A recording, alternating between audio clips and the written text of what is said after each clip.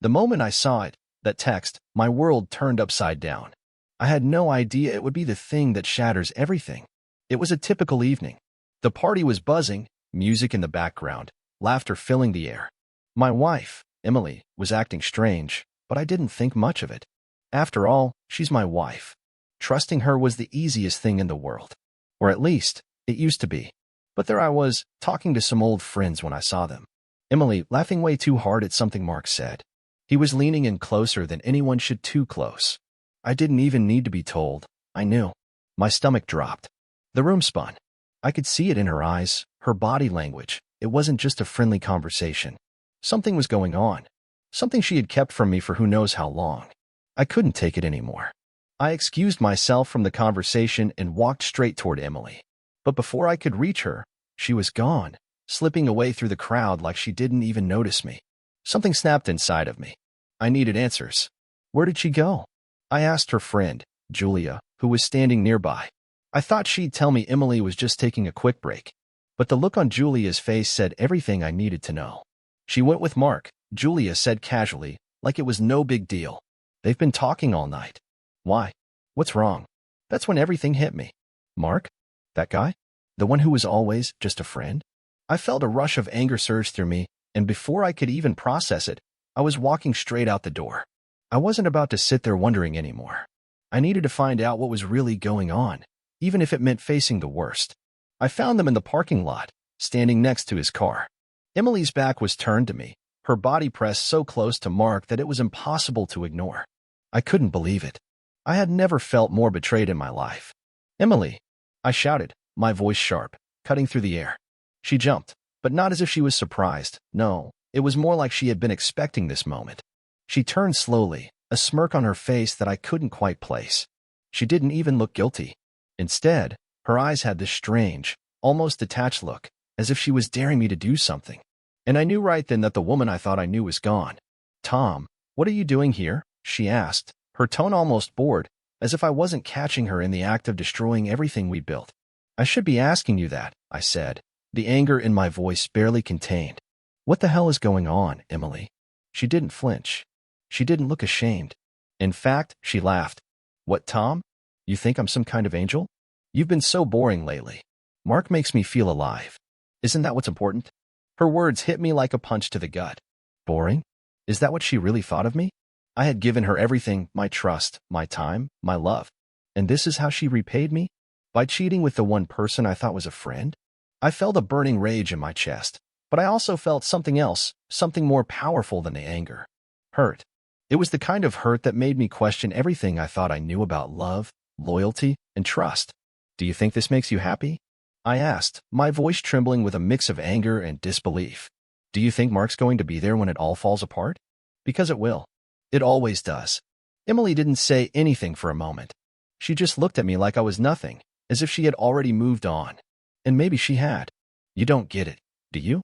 She said coldly, her voice almost taunting. I'm done with this. We're done. You're boring, Tom. I need someone who can keep up with me. Her words cut deeper than any action she could have taken. She didn't just betray me physically, she betrayed me emotionally, mentally. And in that moment, I made a decision. I wasn't going to beg. I wasn't going to plead. I wasn't going to be the fool anymore. I turned around, walking away without another word, but her laughter followed me like a shadow. She thought she won. She thought I'd just walk away and let her have it all. But she had no idea who she was dealing with. That night, I wasn't just going to let her walk away. I was going to show her what happens when you mess with the wrong person. The night wasn't over, not by a long shot. The moment I stepped into the quiet, dimly lit room, my mind was racing. I couldn't let the shock consume me, not yet. The betrayal was raw, but there was something else bubbling inside me now. It was more than anger, it was a cold determination. I had been played for a fool for too long, and now it was time to take control of this twisted situation. I didn't go straight home. I couldn't. I needed a moment to breathe, to process. The car felt like a cage, my fist clenched against the steering wheel. What was I even supposed to say? What was there to say? Emily had made it clear she was done with me, with us. And Mark? He had no right to be in my life, in my marriage. They were both dead to me, but I couldn't let it go. I couldn't just leave it like that. I drove aimlessly for a while, my mind still on that moment outside the parking lot, seeing them together, so comfortable with each other. The betrayal stung even more now that I was alone with my thoughts. How long had it been going on? How long had she been lying to me, stringing me along while she made a fool out of me? Finally, after what felt like hours, I ended up at home. The house felt empty, cold, like a shell of what it used to be. Emily's things were scattered around, little reminders of a life that no longer existed. I walked through the front door, my breath catching when I saw the jacket she had left on the couch. It was hers, the one I had bought her last Christmas. It should have meant something, but now it was just another symbol of the lies.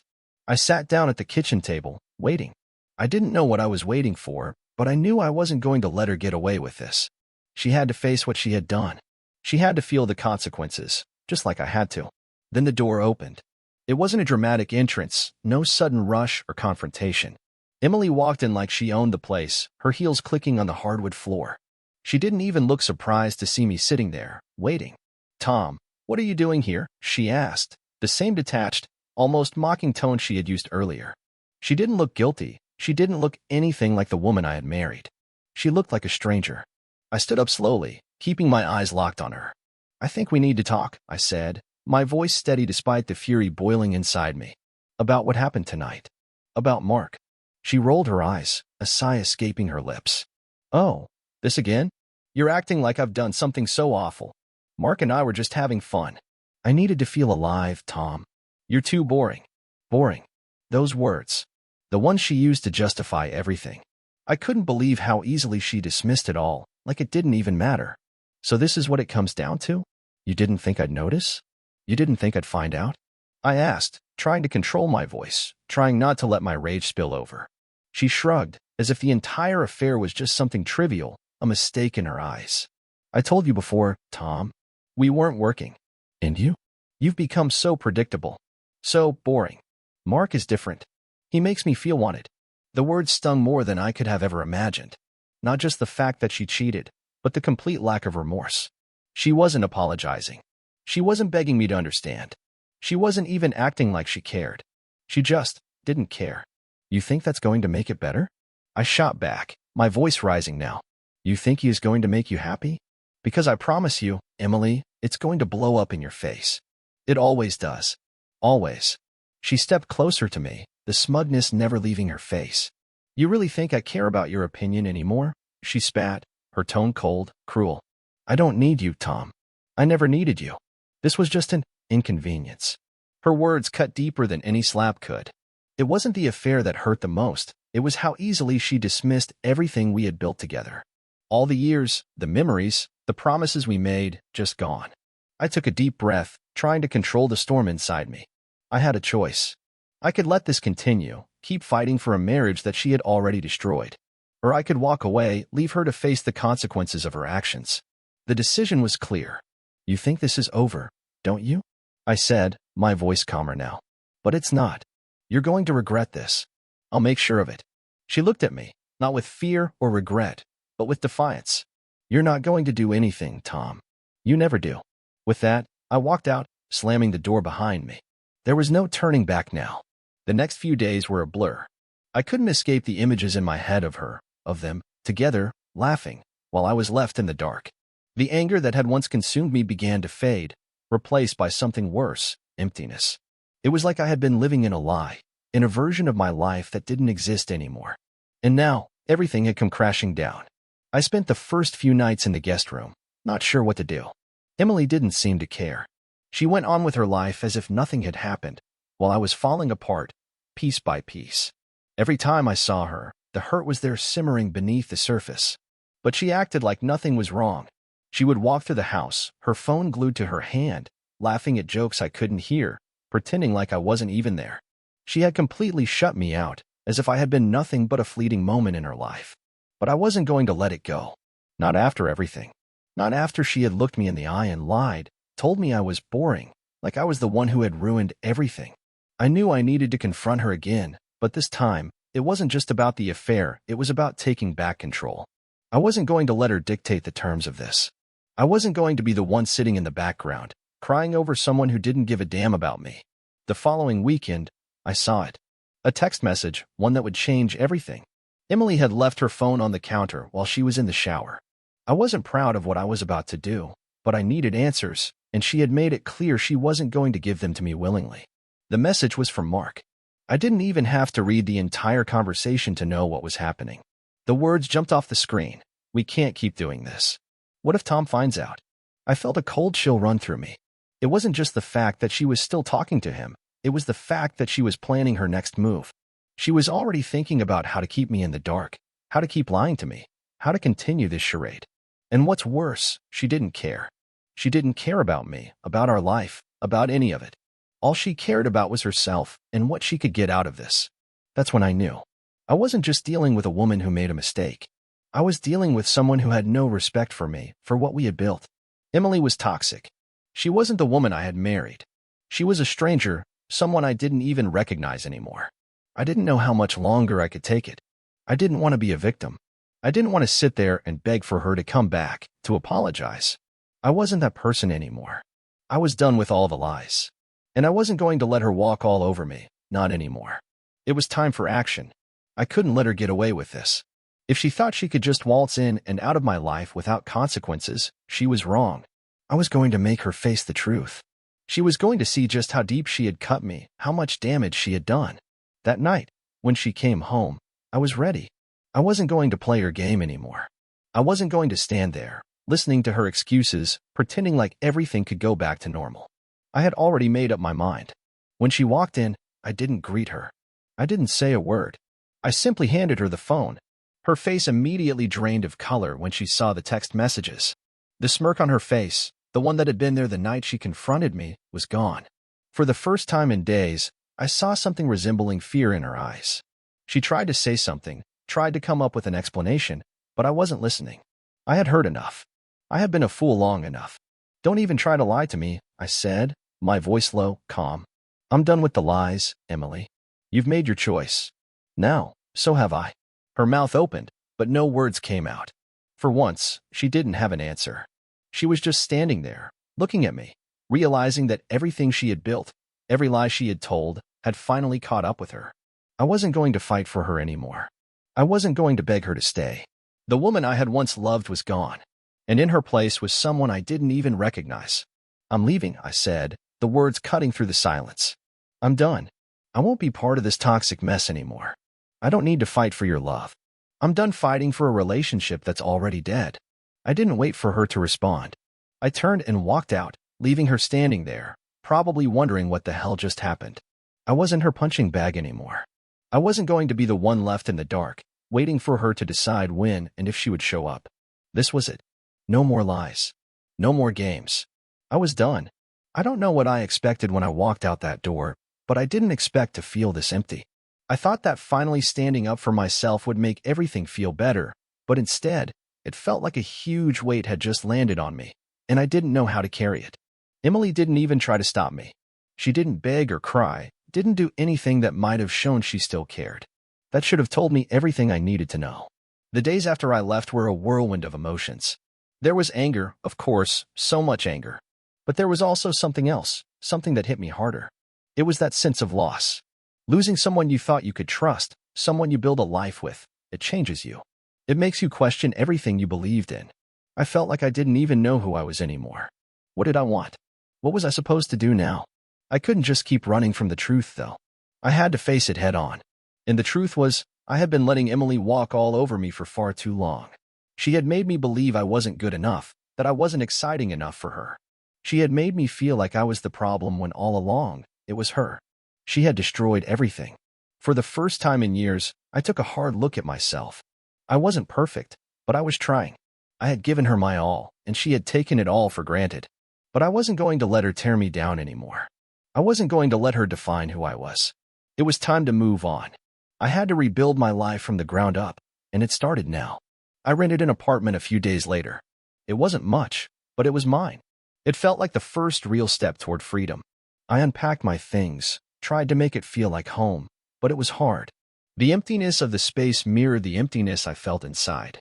I didn't have any answers to the questions in my mind. How could I just walk away from everything? How could I walk away from her?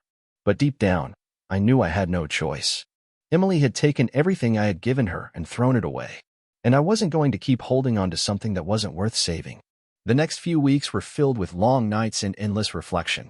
I thought about everything, about what went wrong, about the things I could have done differently. But in the end, it didn't matter. What mattered now was what I was going to do with the rest of my life. And I knew one thing for sure. I wasn't going to let this define me. I wasn't going to let this betrayal be the story of my life. Emily tried to contact me several times. She left messages, sent texts, and even showed up at my apartment unannounced. But I ignored it all. Every time I saw her name on my phone, I just deleted it. I wasn't interested in hearing her excuses, her apologies. I didn't care about her version of the story anymore. I didn't need her to explain why she cheated. I had seen everything I needed to see. Her actions spoke louder than any words could. One afternoon, she showed up at my door. She looked different, like she had been crying. For a second, I almost felt sorry for her, but then I remembered everything. I remembered the way she had disrespected me, the way she had made me feel like I wasn't enough. "Tom, please," she said, her voice shaky. "I messed up. I know I hurt you. But we can fix this.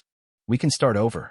I looked at her, at the woman who had once been my whole world, and I couldn't help but feel sorry for her. But not because I wanted to fix things, not because I wanted to go back to what we had. No, I felt sorry for her because she still didn't understand. She didn't understand that she had already made her choice. And now, I was making mine. "I'm not the person you think I am," I said quietly, but with conviction. "You don't get to just walk back into my life because you made a mistake. You don't get to destroy everything and then expect me to just take you back. It doesn't work like that." Her eyes filled with tears, but I didn't flinch.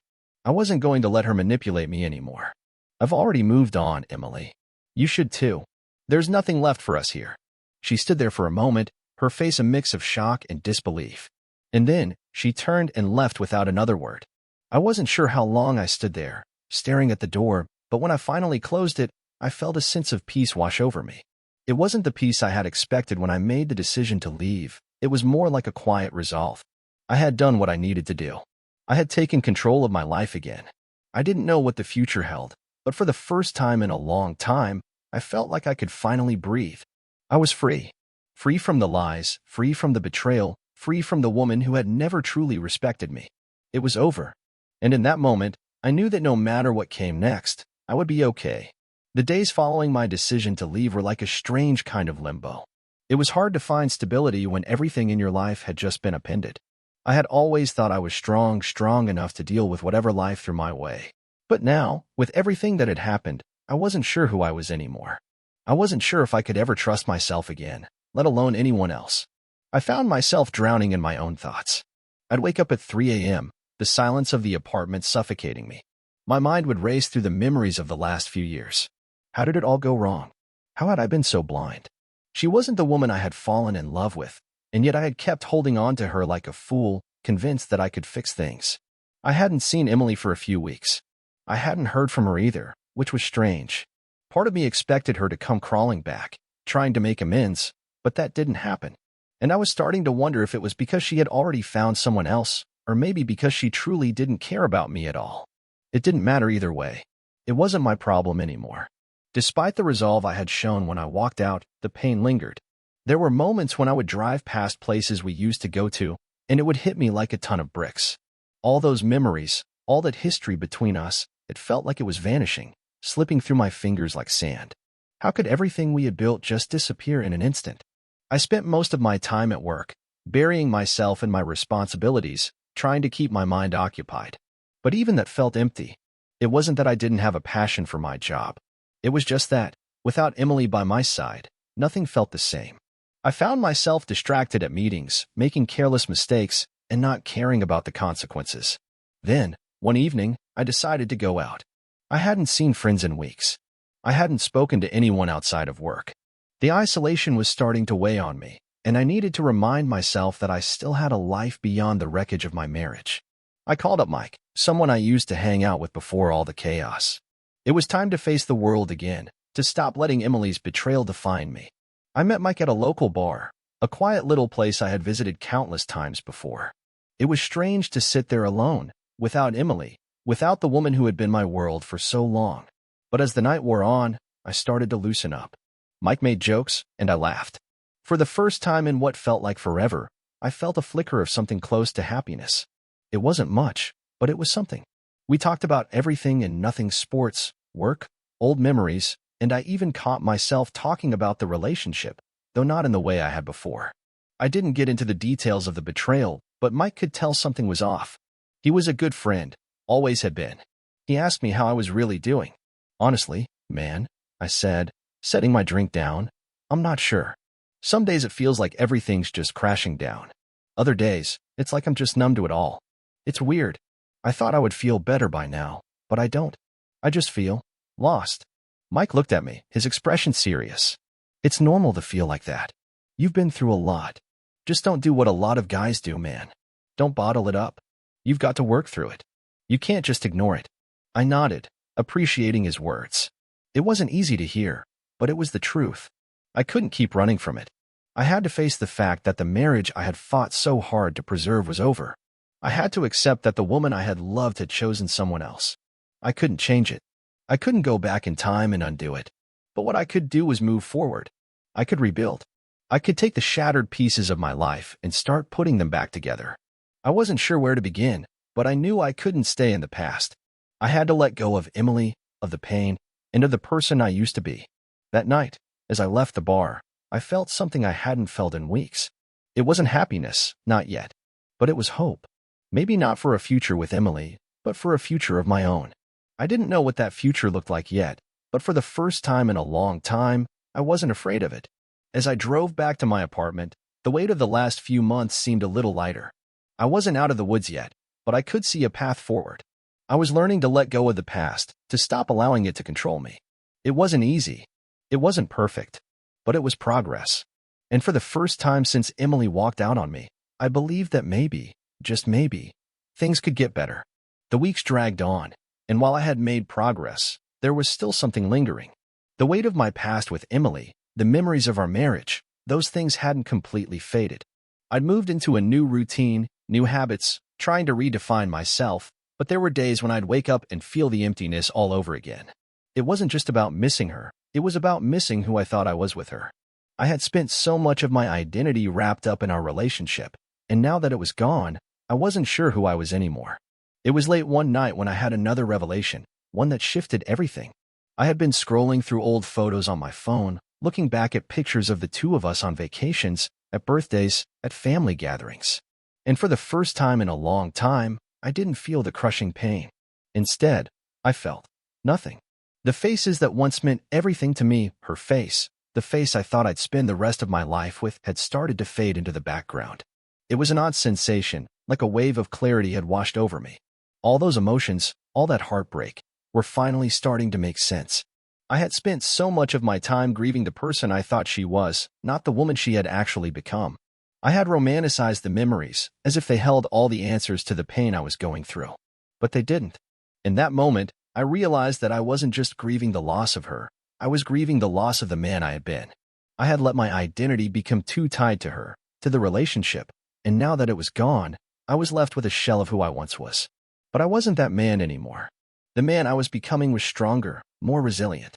The man I was becoming wasn't going to be defined by someone else's choices or their actions. I had the power to choose who I wanted to be. I wasn't broken. I wasn't the victim. I was a person, and I had a life to rebuild. I put my phone down, standing up from the couch and walking over to the window. It was raining outside, but there was something peaceful about the sound of the rain hitting the glass. I stood there for a while, letting the moment sink in. I had been so caught up in trying to fix everything that I had forgotten to look at the bigger picture. I wasn't broken. I was just learning to be myself again. I took a deep breath, a smile tugging at the corner of my lips. The truth was, I was never going to get over everything with Emily overnight. But I was starting to see that I didn't need to. I didn't need her to validate me. I didn't need her to tell me I was worthy of love. I was worthy of it all on my own. The next morning, I woke up feeling different, lighter, like a burden had been lifted off my shoulders. I had spent so much time replaying everything, trying to fix something that had already been broken beyond repair. Now, I was ready to move on, truly move on, and embrace whatever the future had in store for me. I started making changes. I signed up for a gym. I started getting back into things I loved, things I had put off for too long. I began spending more time with my friends, with people who cared about me, not the people who had taken advantage of me. For the first time in a long time, I was putting myself first. I wasn't chasing anyone's approval anymore. I was doing things because I wanted to. A few weeks later, I met someone. Her name was Sophie. We hit it off instantly. She wasn't anything like Emily. She wasn't trying to fix me or heal my wounds. She was just herself, and that was enough. I didn't feel the need to rush into anything with her. It was different this time. I wasn't looking for someone to fill the hole in my heart. I was learning how to fill it myself. Sophie and I started spending more time together, but it wasn't out of desperation or loneliness. It was because I actually enjoyed her company. It was because I could finally see the possibility of a future with someone who didn't define me by my past. But even with Sophie, I had learned something important. I didn't need anyone to complete me. I didn't need a woman to make me feel whole. What I needed was to love myself, to rediscover who I was outside of the confines of a relationship. It wasn't easy. It wasn't perfect. But it was progress. And that was all I needed to know. It's funny how life works. One moment, you're down in the depths, drowning in self-doubt and heartbreak. The next, you're standing tall, staring at a future you never thought possible. It wasn't an overnight transformation, though. It was a slow, painful crawl back to life, one step at a time. And as I stood there, looking at the man I was becoming, I realized just how much I had grown. Sophie had been a reminder of what it felt like to be seen, to be valued for who I was, not for who I had been in the shadow of Emily's betrayal. She wasn't trying to fix me or make me forget my past. She simply accepted me, flaws, scars, and all. And for the first time since my marriage crumbled, I felt like I wasn't constantly running from something, but walking towards something better. But even as I started to feel myself heal, there were moments that caught me off guard. Moments when Emily would pop up in my life again. A text, a phone call, or even just a random encounter at the grocery store. Every time it happened, I found myself frozen in place, unsure of how to react. It was like a reflex, a knee-jerk reaction to the past that I had worked so hard to leave behind. It wasn't that I still loved her. No, that ship had sailed. It was more the fact that the scars she left were still there. The anger, the betrayal, they were all still simmering beneath the surface. But now, instead of feeling like a victim, I felt something else. Something stronger. I felt like I had control. One afternoon, while I was out with Sophie, I saw Emily at a cafe. She was sitting at a table by the window, talking to someone, laughing in that way I remembered so well. The way she laughed when everything was right in the world, when I was the one sitting across from her, thinking that nothing could ever tear us apart. But now, everything had changed. And as I looked at her, I realized how far I had come. I wasn't angry anymore. I wasn't consumed by thoughts of revenge or bitterness. I didn't need to confront her, to tell her everything I had been holding in. I had already let go. Sophie noticed me looking and followed my gaze. "You okay?" she asked softly, her hand gently resting on mine. I looked at Sophie, the woman who had become my safe space, the one who hadn't tried to fix me, but instead allowed me to heal on my own terms. "Yeah, I'm good," I replied, smiling at her. "Just thinking about the past. I used to be stuck there, but I'm not anymore." Sophie squeezed my hand, her smile genuine and kind. "I'm proud of you." I turned back to Emily, watching her for a moment longer. She hadn't seen me. She was too busy in her world. And for once, I was okay with that. I wasn't angry anymore. I wasn't sad. I was free. And that was enough. As Sophie and I walked away from the cafe, I felt a weight lift off my shoulders. It was like a final chapter had been closed. Emily no longer had a hold on me. The woman I had once loved, the woman who had betrayed me, was now just a memory. And I had learned everything I needed to learn from that chapter. I wasn't going to let it define me. The future was ahead of me now. And for the first time in a long time, I was excited to face it. Time passed, and each day felt a little lighter. I had finally come to a place where the past no longer had the power to control me.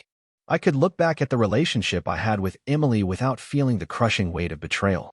It wasn't that I had forgotten what she did. It wasn't about forgiving and forgetting. It was about accepting that it was over and that it no longer had a place in my life. The man I was becoming wasn't defined by her or the mess she had left behind. I was my own person now, and I could finally see that. Sophie had become a significant part of my life, but not in the way I had expected. At first, I was wary. I wasn't looking for a rebound, wasn't looking for someone to replace what I had lost. But Sophie wasn't trying to be that person. She was simply Sophie, and that was enough. She understood that I had baggage, that I wasn't the same person I had been before, but she accepted me for who I was in the present, not the person I had been when I was with Emily. We started spending more time together, and I found myself enjoying life again, something I hadn't thought was possible after everything with Emily. Sophie didn't need to fill a void in my heart. She just made me feel like I was enough. She made me realize that I didn't have to be defined by the hurt I had experienced. I didn't have to carry the weight of my past around with me anymore. And, over time, I realized that I was ready to open up again, ready to trust again. Not in the way I had with Emily, not with the same blind devotion. But I could see the potential for something real, something honest, and something built on respect and understanding. With Sophie, it wasn't about fixing the broken pieces of me. It was about building something new, something whole. As much as I had grown, as much as I had healed, I knew there would always be remnants of the past, reminders that I couldn't erase. But those remnants no longer felt like chains. They were just part of my journey, part of who I had become. I wasn't the man I had been when Emily and I first got together. I wasn't the man who had believed every lie, who had trusted so easily. I had learned from my mistakes. I had learned from the pain. A few months later, Sophie and I went on a weekend trip to the mountains. It was the first real vacation I had taken since everything had fallen apart with Emily. The drive was long, the weather was unpredictable, but none of that mattered. What mattered was that Sophie and I were there together, and for the first time in a long time, I felt like I could finally breathe.